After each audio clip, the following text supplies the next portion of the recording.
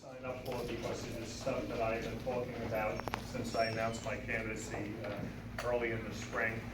I'm running here in Huntington, Oyster Bay, and Glen Cove. It's not all of Huntington, it's not all of Oyster Bay, it is all of Glen Cove, because as you know, the gerrymandering cuts out all sorts of communities within Huntington and pretty much the top of Oyster Bay.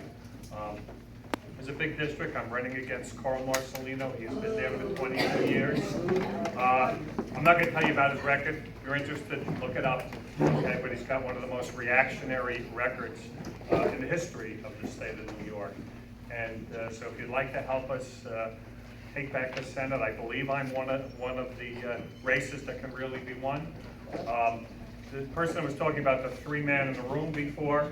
Well, one of my platforms is I want to eliminate the three-man in the room, okay? I want to make sure that hopefully I get elected, there'll be some like-minded, new, probably Democrats, who will look to reform to empower the individual senators and individual members of the Assembly.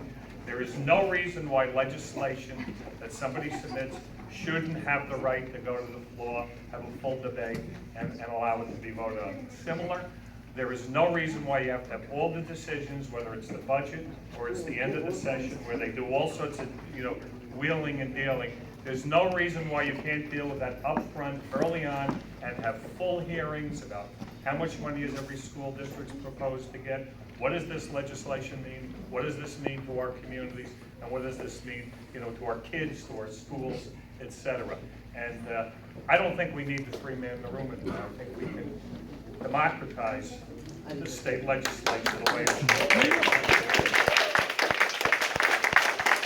And one other issue that I'm stressing, that I don't know if it's technically on the pledge, but maybe it's a subcategory of the pledge, or perhaps should be, and that is, you may not realize, but there really isn't a law in New York State that forbids candidates and elected officials from taking campaign money and using it for their own personal purposes.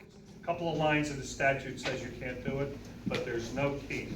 95% of these men and women, both parties, are reelected all the time. The money they get from lobbyists and other special interests, and when those people, organizations, give this money to those candidates, they know that they're not going to be defeated.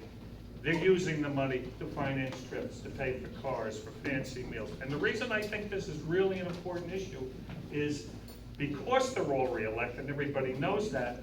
I don't see that as any different than what took place 100 years ago with Tammany Hall, where bags of money were being delivered. So it might be a little bit nuanced, it might be a little bit more difficult to explain. I'm trying to explain it at the door, but I think that's another avenue in addition to public, campaign finance reform, ethics reform, as well as public financing campaign.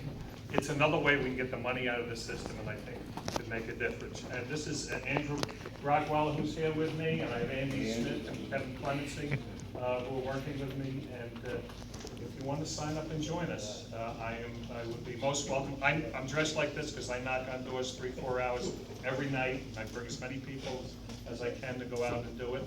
And you're welcome to join us. Do you have a local campaign office?